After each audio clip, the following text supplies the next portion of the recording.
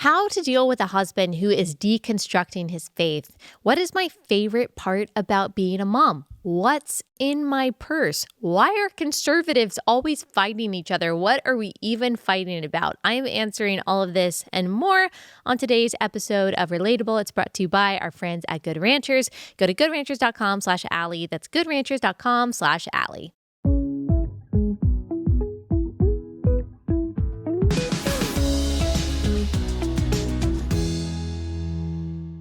Hey guys, welcome to Relatable. Hope everyone is having a wonderful week so far. We're going to do something a little bit different today. We are going to do a Q&A episode. If you have stuck around for any of my maternity leaves, you know that we do a lot of these when I'm on maternity leave because it's easy content, but I also like to just make sure that I am addressing the things that you guys are curious about when I can in kind of like a rapid fire way. Now, rapid fire might be I spend 20 minutes on one question, but typically I try to go through as many as I possibly can. Some of them are great questions. They're just maybe too theologically deep for this kind of format. I don't ever want to riff on something that really requires a lot of biblical exegesis. I want to make sure I dedicate like a whole episode or segment to that. So if you don't hear your question here today, it's not because it wasn't good, but it might just take a lengthier response. So we'll just get straight into it. Here's a good one. And this is a theological one, but I do have the verse on hand. This is a tough one. A lot of people have asked me this question before. How do I deal with a husband who is deconstructing his faith? If you don't know what deconstruction is, that usually means that someone is dismantling the tenets of their faith. They are starting to question their beliefs, and they are taking it apart. Now, all Christians are called to ask questions because we are to love the Lord our God with all of our heart, mind, soul, and strength. That is one thing that distinguishes Christianity from cults. The biggest thing being that Christianity is actually true, but cults shut down questions. They don't want to answer questions. They'll tell you to put questions on a shelf or hide them away or even tell you that you are unrighteous for asking questions. But Christianity encourages theological inquiry. We encourage apologetics, but we do believe because God is the source of truth, that He created all things, that our answers will be best found in Scripture, in His revealed word, not somewhere out there. A lot of people who are deconstructing, they say that they are just asking questions. They're asking questions to enemies of the faith. Like they're asking questions to the atheists, to the skeptics, or they are looking for a justification for their own sin. And they are finding that in their non-believing friends, but they're finding conviction when they go to the word. That conviction makes them uncomfortable, and they're looking to ease that tension that they feel without repenting. That is a lot of times how deconstruction starts. And so it's not just about disentangling from false teachings that maybe you grew up with. Deconstruction typically results in destruction of the faith, not always, but often. And it is usually a person who has decided that they are progressive politically, that they no longer believe that homosexuality is wrong, or they no longer believe that there's only male and female, maybe because of their own struggles or because of someone in their life. And so that is often that opens the floodgates for all kinds of heresy, for questioning the validity of Christianity altogether. So that is very difficult if you are a believing wife and you are watching your husband not just go through a season of doubt, not just struggle, not just say, that thing that I believed growing up, I don't think that's true because I'm reading this in Scripture now, and that contradicts that. That's all well and good, normal part of sanctification. But you're watching your husband, the person that you are one flesh with, maybe that you are raising kids with, the person who you thought you knew. When you first got married, you probably got married because of that shared faith. Now they are questioning Christianity altogether.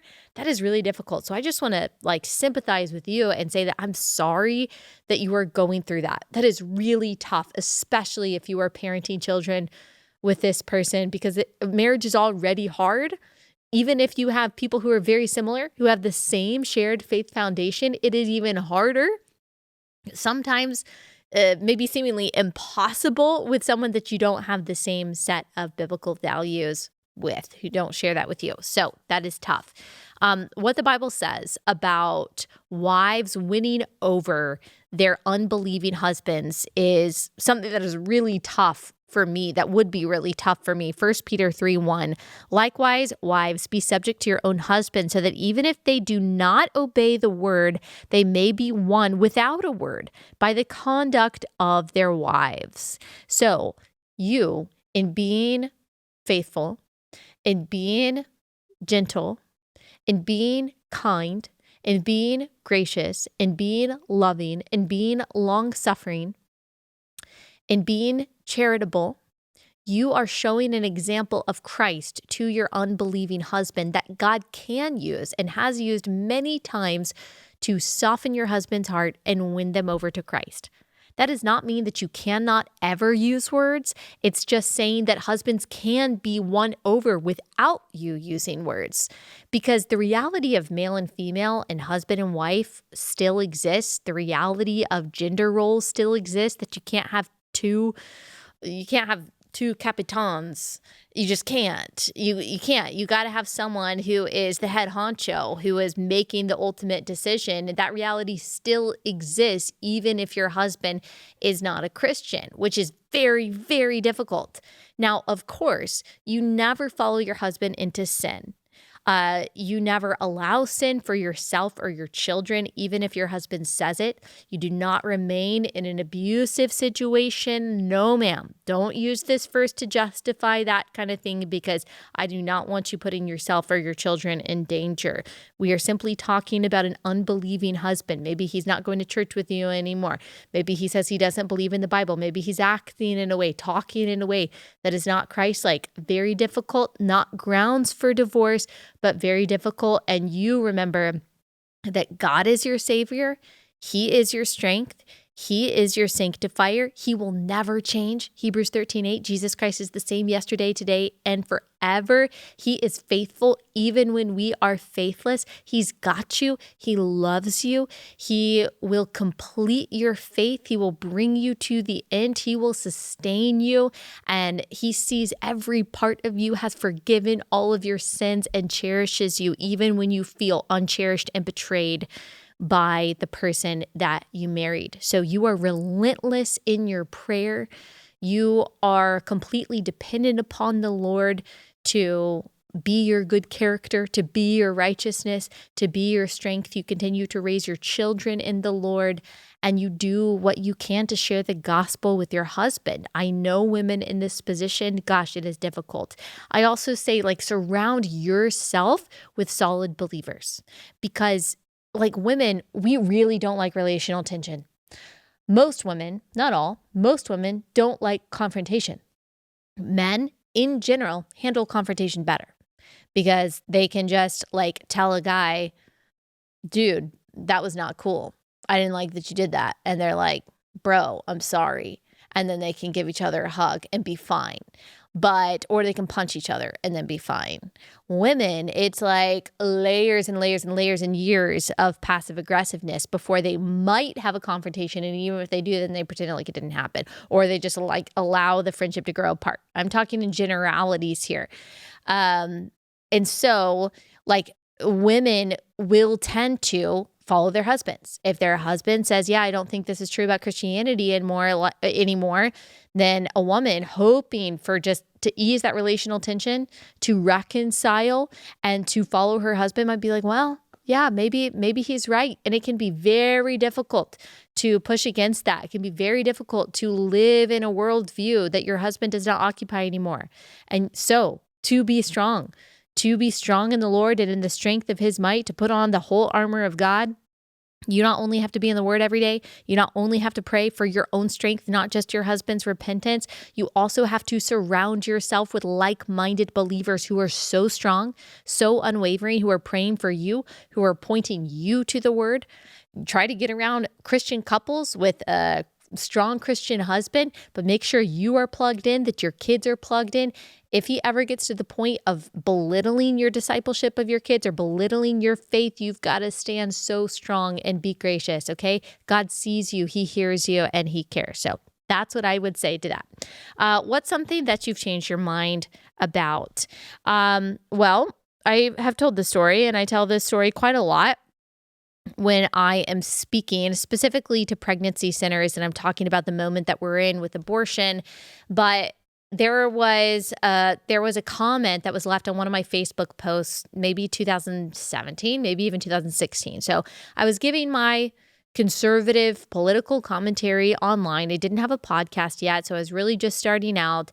And I've always considered myself pro-life. I just have known reflexively, and because I was raised in a Christian household, that abortion is wrong, that it's killing a human being, and that is wrong. But I also knew that, there were these rare exceptions that I thought needed to happen sometimes. And I posted something to that effect on Facebook. I guess maybe I just adopted the general Republican position that, yes, abortion is wrong, should be illegal, but there's rape, there's incest, there's fetal anomalies. And I thought that was a sophisticated, nuanced, but fully pro-life position. So in the comments of that Facebook post, I said something like that. I don't even remember. Someone commented, what's the difference in a baby that's conceived in rape and a baby not conceived in rape? And that comment stopped me in my tracks. And I don't remember if I changed my mind in that moment. That was a couple years or maybe a year or so before I got pregnant for the first time. And I think that really had a big effect on how I started thinking about abortion. But I realized either in that moment or just over time that I was thinking about abortion, even as someone who called myself staunchly pro-life, as an abstract issue, as a political issue, and not from the perspective of the baby, and not really as murder. I was just thinking about it as, like a procedure that of course is wrong, but I wasn't thinking about it in the realistic, stark terms. And that is that it murders a child. And that humanity of that person that's being killed does not change based on the circumstances surrounding its conception. And so once I started thinking about abortion from the perspective of the baby, and I started asking the question every time someone brought up this exception, this tragic story, this outlier, asking, but what about the baby? But what about the baby? And why should the circumstances surrounding someone's conception justify their killing? And why should the possibility of having a hard life and a difficult future justify killing a person? And why should a diagnosis of special needs or some life-limiting anomaly justify killing a person? And then I started thinking, well, if we used all of those things as justifications for killing someone outside of the womb, say 2 weeks old or 2 years old, that they have special needs, that they might be poor, that they have a hard life, that their parents don't want them, that they're smaller than someone else, that they're younger than someone else, that they're in a different location than someone else, that they're not as developed or smart as someone else. Well, none of those seem like really good reasons to kill someone outside of the womb. You see a 2-year-old that was conceived in rape or is a product of incest. Do you say that person should die? Well, no, that would be murder. The person would go to jail for doing that. And yet, simply because someone is younger and smaller in a different location inside the womb, we use those reasons to say, yeah, that's fine to abort them. It doesn't make any sense. It doesn't make any logical sense. It certainly doesn't make any biblical sense. So when people say that arguing on social media is useless, that it doesn't change any minds, that you should never do that, that could be mostly true, but it's not always true. And I don't know who that commenter was, but I'm thankful for them.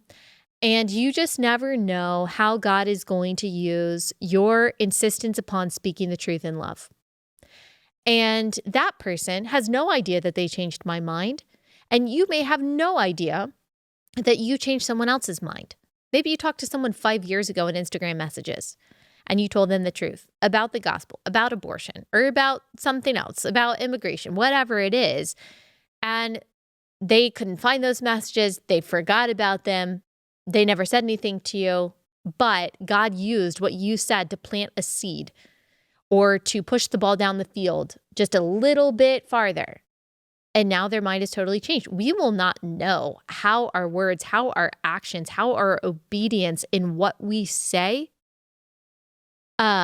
has affected, we will not know how it has affected different people, all the people that our words have affected until we get to glory. Then we will see this amazing tapestry, I think, of how all of our testimonies are so intertwined and how this one thing that we said that we didn't even think about, or one thing we did that we don't even remember anymore, how God used that to push someone further to Him.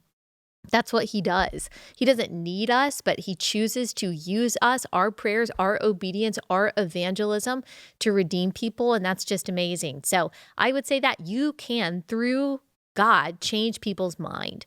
And once you realize that the result is up to Him, it takes a lot of pressure off of you to be perfect or have the perfect argument or have the perfect answer. Read Tactics by Greg Koukl. That's a really good practical guide to changing people's mind. You are one tiny part of someone's testimony, one tiny part of someone's story, one small part of their trajectory, their path to changing their mind, one small part. You play one role in that. You do not have to win every argument. You just have to push the ball further down the field by being faithful and truthful.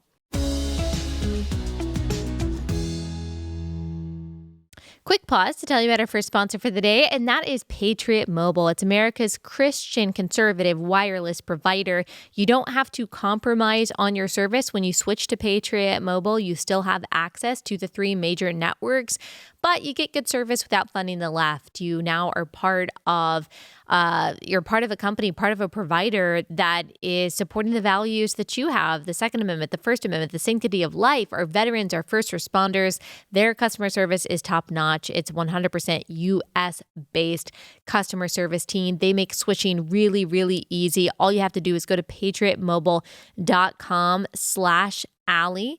When you do, you can use code Allie for a free month of service. Go ahead, make the switch today. You will see the difference in Patriot Mobile. That's patriotmobile.com/Allie, code Allie.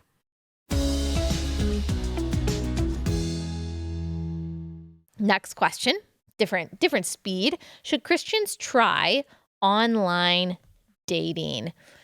I think they can. I think that there is a way to do it that is honoring to God. I would not say it's completely off the table. I think that there are probably some apps and some websites. Do people even use websites for online dating anymore? I have no idea. Maybe everyone just uses Hinge or Bumble. I don't know.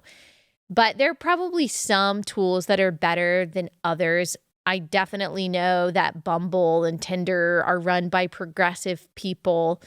And I think it's tough out there to swipe against someone because you don't like their picture. I'm not saying that's wrong necessarily or superficial. I think you should absolutely be physically attracted to the person that you are with. However, you find different people attractive when you meet them in person versus just seeing their picture, because the confidence or the personality or the humor that a guy has for a girl can be extremely attractive and can take them from like a 3 to a 7 real fast. But you don't know that on your screen. So I think it's tough. I don't think it's always wrong. I know people who are married because they met on a dating app. So obviously God can use it. You have to check your own heart, making sure that you're not becoming really superficial. Make sure that you are representing yourself completely accurately, both in the pictures that you're posting and modestly, by the way, if you're a Christian, but also like in the information you're given. I've seen so many people, and I know this anecdotally. I have a friend's brother who did this, and I've now seen this talked about a lot online, that guys, because young women tend to lean left, especially nowadays, that they are saying that they are moderate on dating apps, even though they're conservative, just to try to talk to the girl. There's so much sadness. There are so many layers of sadness within that reality. The reality is, I think that the guy could probably change the girl eventually, but you don't want to start off on that foot, man. You don't. Like I said, marriage is already work just because you're two sinners and life can be hard and you go through so many different changes and seasons. You want the same foundation. And if you're a Christian guy You don't want to date a liberal girl. You don't, because that means she doesn't have the same theological views as you. Okay, so don't put something that's not true. And plus, it's lying, and lying's a sin, and you're starting your relationship based on sin. You don't want any of that. So anyway, I won't say it's always categorically wrong. I will just say that Christians dating online should look and sound and act different than Christians who are not, or people who are not Christians online dating. And also remember, just because you meet someone via an app does not mean that they don't matter, that you can ghost them. Christians should never be ghosting people ever, unless it's like you're fleeing some kind of stalker abusive situation and that's the safest thing you can do. Just because you lose interest or you decide you're not attracted to someone, you don't ghost them. That's not treating someone like an image bearer of God. That's not treating someone with respect and dignity. And people that you meet on dating apps are just as valuable as people that you meet in person, people that you meet in church, and you need to treat them like that. That takes more time and more investment, and maybe you get fewer swipes that way, but I think that's what Christians are called to. It seems like, this is the next question, there is currently a lot more infighting with conservatives and Republicans. Is this concerning normal? Okay, here's what I always say, because there's always fighting. I think there's always fighting between conservatives and Republicans. But right now we got a big fight because you got Christless conservatism and you've got actual conservatism who understands at the very least that this country, and therefore the conservatives who want to conserve the principles that this country was founded on, was established by people who believed and wrote into our founding documents that we were made by God and that we were given certain inalienable rights by him. And because he is the creator of the universe, he has authority over the universe, and his power supersedes the power of any man-made government. And so the rights that superseding authority gives us, that God gives us, cannot be taken away by a power that is less than him, by the government. They can't be taken away arbitrarily. Our rights to life, liberty, the pursuit of happiness, the pursuit of property, those are innate rights because we are human beings. They cannot be arbitrarily taken away by the government. And so you have to, at the very least, believe that in order to be a cohesive, coherent conservative. If you believe that the government is the highest power that we have, then there really is no basis for the argument that they shouldn't be able to make up rights and take away rights as they see fit. There's no basis for you believing that the Constitution should stand. That is all based, again, at the very least, on the idea that there is a God. And I would argue, especially if you look at the charters of the colonies, of the original colonies, that there was an emphasis not on just this belief in a deistic God, but in Jesus Christ for salvation. And it used to be a requirement that you had to be a Bible-believing, gospel-believing Christian in order to be an elected official. Okay? People who say this is not a Christian country, they're just wrong. Ask Grok. Ask Grok to write you out. What were the requirements to serve in office in the original 13 colonies? And so it is. We are a fundamentally Christian country, and if you abandon the God who created right and wrong, the God who created the truth, the God who gave us our inalienable rights, then everything is arbitrary. Everything is up for debate because science can tell us when life begins, but it can't tell us why ending life is wrong.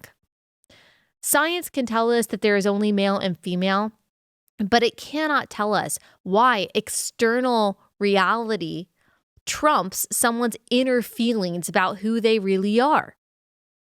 Science and pragmatism and secular logic can only get us so far, but it's really the Christian worldview that tells us why. And so that is where a lot of our disagreement really comes from. You've got the pragmatists versus the Christians. You got the moderates versus the Christians. But then, there are people who are presumably on the right who don't believe that women should be a part of the public sphere at all, who don't believe that women should talk about politics or culture, that they shouldn't have a podcast at all. So you've got those people in addition to the center-left moderates that are there. There's a lot. So many different factions. In some ways, it's good because we've got a bigger coalition than we've ever really had because of Maha and the moderates and stuff. But it also makes it tough. It makes it tough for us to agree. But here's what I'll say. Here's why the left generally agrees. They have infighting too. They do. But why at the end of the day, like, you don't really see them attacking each other quite as much as we do on the right? Because progressivism destroys. They're destroying institutions. Okay, they want to destroy the Constitution. They want to destroy our institutions. They want to destroy our history. They've made that very clear time and time again. And when you're in the business of destroying something, it doesn't really matter what you believe. It doesn't really matter what tools you use. As long as you all have the same goal to tear down the building, one person can have a hammer, one person can have a bulldozer, one person can have a bat. But when you're trying to build something, everyone has to have the same materials. We have to agree. What is the foundation of this building that we are trying to build? What tools are we going to use? Who is going to use what tool, and when are they going to do it? That's much more complicated. And the right is trying to build something. And we can't agree on what the foundation is. We can't agree on what the mortar is. We can't agree on what kinds of bricks we're going to use, if we're going to use bricks at all, who has what tool and when they're going to use it and how. That's a lot more complicated. We have to be a lot more united to build than you have to be to destroy. So that is why we have so much infighting on the right. Part of it is good. It's just the nature of conservatism. But it all stems, I think, from the Christless conservatism versus those who understand what our foundation should be. What are my favorite sources for news? I read all kinds of things. I will read the New York Times and the Wall Street Journal, and I'll read the Washington Post and all of that. If that's who's got the scoop, like, I do want to read the first article that read it. But I have become extremely discerning in sussing out the language that is used. And toxic empathy, I think, if I do say so myself, is a really good guide to helping you read articles and ask good questions and think, wait, what facts are they leaving out? What are they trying to get me to feel? Because that's modern day journalism. They're not trying to inform you. They're trying to get you to feel. They're trying to evoke a particular emotion so you will support a certain conclusion and a certain policy that they want you to support. And once you realize that, once you start asking yourself, what are they trying to get me to feel?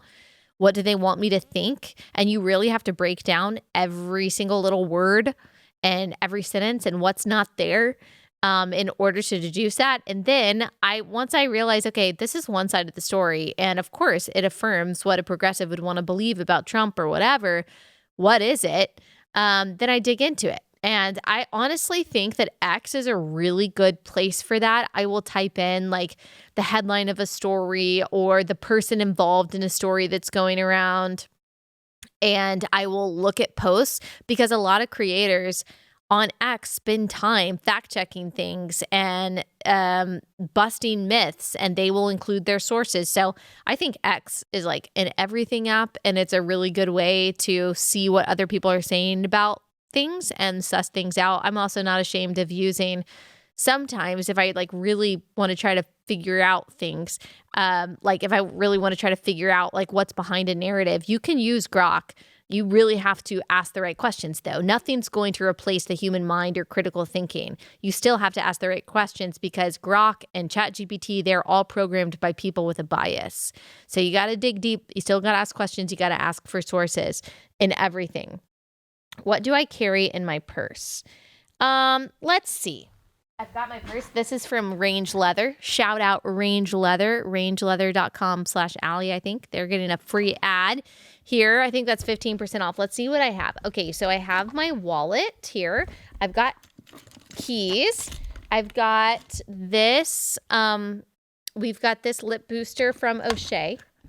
I've got this lip tint from Adele Natural Cosmetics. See, I really use the sponsors that I tell you that I use. I love this lip tint. This is the perfect color. This is Ladybug. See, I can't do like a bright red. I really need like a mauve. And this is a really good mauve. And it's also not super strong. Their lip tints, I would say, are on like the lighter pigmentation. I've got someone's business card that I met over the weekend. I have an air tag also. Do I have 2 sets of keys in here? No. Sometimes I have 2 sets of keys in here. This is, I think Shauna Holman got me this. This is Courage, Dear Heart, which is from C.S. Lewis. And it's a little leather tag on my keys and a little quote on there, which is sweet. I have these sunglasses from Amazon. I have this scrunchie, which I like. And I have this little comb, this little dinky comb. This is good for nothing comb, but if I had to tease my hair, I would use that. Oh, I have a hotel key from some speaking engagement trip, I'm sure. And then I have these. These are, my assistant tells me this is what the Broadway people use. Is it Grethers? Grethers. That sounds right. And they're like little cough drops. They're handmade in Switzerland. This is the blackcurrant flavor. And I was also given this at a speaking engagement. So that's all I got in my purse right now. Yep, that's it. This really holds a lot. And I really like taking this on all of my trips. Easy to clean too. Let's see. What is my family devotional routine? We have a big ESV kids Bible. It's not a different translation. It's just the regular ESV, but it has lots of cool depictions in it. It's a family Bible, and we read that in the mornings. We pray every night, and we go to church and all of that. We try to do that every morning and every night, praying, reading our Bible, singing. Almost every morning, I am singing a version of This is the day that the Lord has made. And I'm sure the older they get, like when they get into their teenage years, they won't appreciate that. But for now, they still laugh and smile. And also, typically doing both. This is the day that the Lord has. This does not count as a devotional, by the way. This is just a fun fact. And rise and shine and give God the glory, glory. Did anyone else's parents sing that? I do. So yeah, that's what our morning looks like at the Stuckey household. Let's see. Would I rather listen to Kamala's laugh on repeat for 3 hours or dog sit a pit bull for 1 hour? Oh my goodness. Okay, this is just happening once. Oh, okay, the pit bull, because you didn't put any restrictions on this, I would not let him inside. I would be inside. He would be outside. And because if I had to listen to Kamala's laugh for 3 hours, that could cause like PTSD. That could get stuck in my head and not be able to get out of my head. So no, I think I would babysit the pit bull. Yep. And that would at least be 1 hour that I would make sure that a pit bull is not eating a toddler. So I would see it as a service to the community if I were making sure that the pit bull was behaving. Let's see. What is your take on how Trump is doing so far? Okay, I do have a take on this because I know that there's a lot going on with the market. There are so many disparate thoughts about the tariffs. Okay, so many thoughts from people that I really like and respect and that I agree on a lot. I do not consider myself an expert on tariffs and global trade wars. I've had my dad on to explain it. And my dad, as you know, he was in investments for decades and he knows a lot about it. And he always calms us down.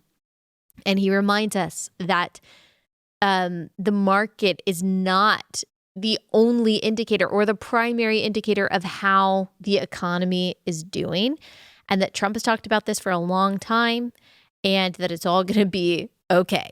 Okay.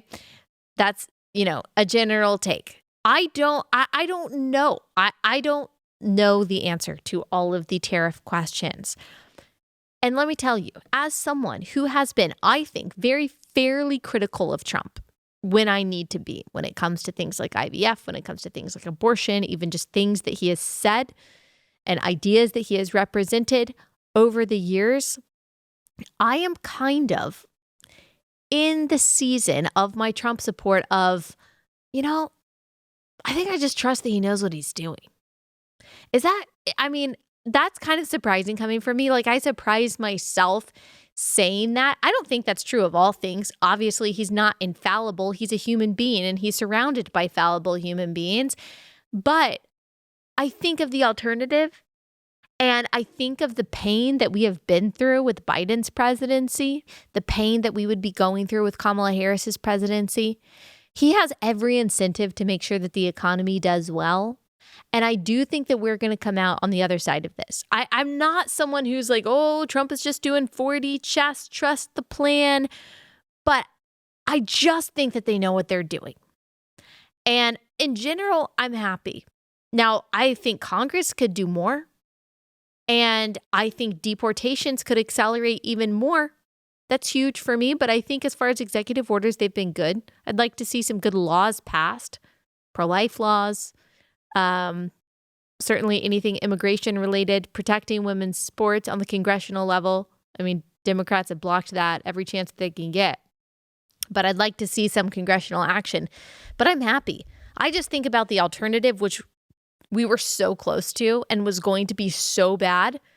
And yeah, I'm very happy that Trump won. That doesn't mean, even if you're happy that Trump won, you can still criticize him and you can still not like some policies that he's implementing. That's totally fine. But I am not yet worried. I'm not yet worried about the economy. And that's not because, oh, it won't affect me. That's not true. I will be affected just like everyone else. But I think it's going to be okay. We'll see. We'll see. Maybe I'll eat my words on that. I'm willing to be wrong. Let's see. Tips for managing sibling conflict between toddlers. Oh my goodness. Yes, there is conflict. And I think that the home is a really good time to teach, is a really good place to teach conflict resolution. And that's why I think if you can, having siblings close together is so important, because it's really a training ground for friendships and all kinds of relationships that you have throughout your life. And you have that like backdrop of you have that connection, that familial tie, and just the reality that you are stuck together and that you are going to have to share a room or share a house and you're going to have to figure it out at some point. Now, here's something that I'm trying to get better at is not always interjecting to be the referee. That's tough for me because I don't like to hear the whining. I don't like to hear the argument. I don't like to hear that. I just want it to be solved. And so I really want to interfere and help them figure it out. But I also know that the older they get, the more capable they are of figuring it out on their own. Now, here's one thing, though, I can't stand and that I will not tolerate, my husband and I will not tolerate, is bullying and like just insisting on getting your way every time.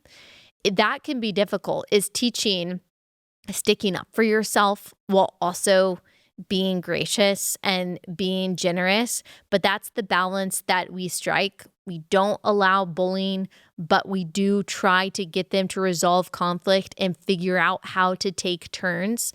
But know that siblings will have conflict. My husband and I were basically only children for a period of time because he's got two sisters that are much older than him. I've got two brothers that are much older than him. So we didn't have to deal with that when we were young. So we feel like we are learning what that looks like. All of our kids are 2 years apart and they get on each other's nerves. They want to play with the same things.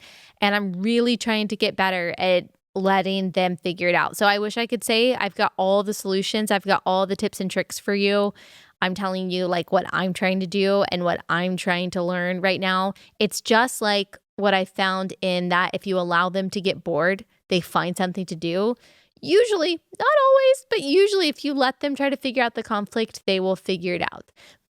Sometimes you do have to intervene when it gets to the point of them just like getting so mad at each other. But my hope and prayer is that my girls, that they love each other, that they just love each other their whole lives, because I meet siblings that are great friends and they rely on each other and their kids are still friends and their husbands are friends or spouses. And I just love that so much. And I just want that for my kids. So I want to create an environment where they are friends, where they work out their differences, where they are each other's best friends before anyone else.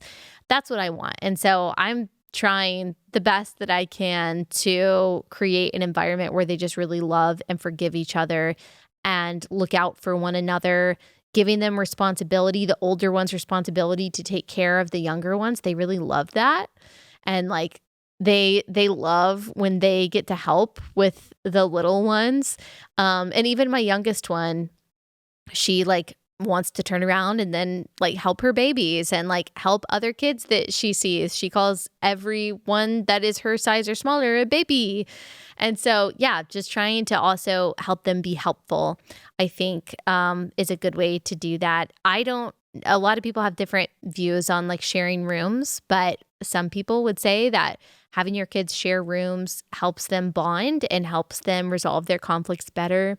There's a lot of mini therapy sessions that we have in our home with girls, and that's not actual therapy. It's just like talking through things. There's a lot of talking through things and external processing in our home that does seem to help in the long term. Next and last sponsor for the day is my Patriot Supply. I trust my Patriot Supply when it comes to the safety and security of my food supply for my family. You just never know what's going to happen, whether it's a natural disaster, a supply chain issue. Hopefully, none of that ever happens, but you'll be glad that you have an emergency food supply if it does.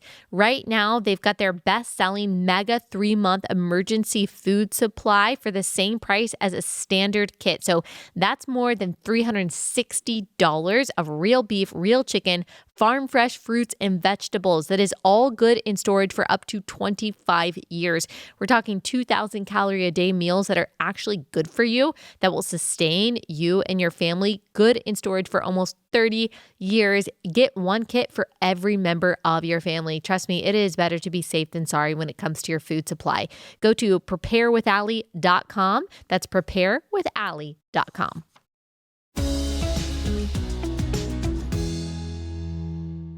What are my favorite recipes? We keep it super simple in our house. It's like chicken or beef and different sides, sweet potatoes, vegetables. We'll do pasta. We'll do rice. I always love like an easy like taco bowl. I mean, white rice and chicken. Typically my Good Ranchers fajita chicken. I'll make guacamole on my own, which is really simple. Just like a lot of salt, some garlic, and lime juice and avocados. Put some pico de gallo on that. You could add black beans to that recipe or pinto beans. You could add some sauteed peppers. You could put tomatoes on it. Really easy. It's so easy. Every single bit of that recipe is really easy. So we'll do a lot of that. But one of the most extensive recipes that I've done that I haven't done in a long time because it takes a while, but was so good. I made Defined Dish. That's like an influencer, and she also makes these recipe books, but cookbooks. Her chicken nuggets and fries, so good. You have to marinate the chicken. You like cube them up. You marinate the chicken in pickle juice overnight. And then in the morning, or the next day, you bread them and whatever. And then you cut up your potato and fry it in beef tallow. And I did that. It was, again, a while ago. It took a long time, but it was really good. Oh my gosh, best chicken nuggets. So good. So that's one thing I would say. Let's see, maybe one more question. Let's see. What is my favorite thing about being a mom? Oh my goodness. Gosh, how much my kids make me laugh. How like loving they are. I mean, we just all love each other so much and love spending time together. That doesn't mean that it's never hard. That doesn't mean that it's never like overwhelming. but we just genuinely have so much like affection for each other. And I just love spending time with my kids. They make me laugh. I love seeing them learn. I love seeing their personalities develop. I love hearing their new thoughts and their new words. They're just like fun little people to be with. I love it. There's another question in here about breastfeeding. I am for the first time in 6 years. This is my first time in 6 years not to be breastfeeding or pregnant. That's crazy. It's been a really, no, 7 almost. Yeah, because it's 2018 that I got pregnant. So 6.5 years because that was fall. And it's kind of sad. I'm a little sad. I'm trying not to cry about it all the time. But it's also nice. And moms know what I'm talking about. Is like, okay, you can take a vitamin without thinking about 6 different layers of things. And if you're able to take it, it kind of feels freeing, but it's also like, oh my gosh, I'm out of that stage, at least for right now. So yeah, different for now. It's a different stage of motherhood, and everyone just gets so big so fast. I know everyone tells you that, but it's really true. It's really true. It goes by so quickly. And I've been seeing those posts lately on Instagram saying, like depicting that hypothetical fictional scenario of like you're an 85-year-old. What if imagine that you're 85 and you wake up or you dream that you're 35 again, and you wake up without any pain in your body. You're able to think clearly, move quickly. You hear little steps coming into your room to wake you up. Your children are little again. You hear their voices. You hold them. You don't rush at all because you know how quickly it goes. You see your husband. He's young again. Y'all are all in the same house for the first time that you can remember, and you just cherish every moment. I've been thinking about that a lot recently. It's so easy to rush through those little years, but the little moments and the little years that are really hard. And it's okay to just say that they're hard. That's fine. But I'm really trying to remember that, because sometimes I think, oh my gosh, where did the past 6.5 years go? It's crazy. So I really try to cherish every moment as much as I can. All right, that's all I got time for today. Hope you enjoyed today's episode of our Q&As, and we will be back here soon.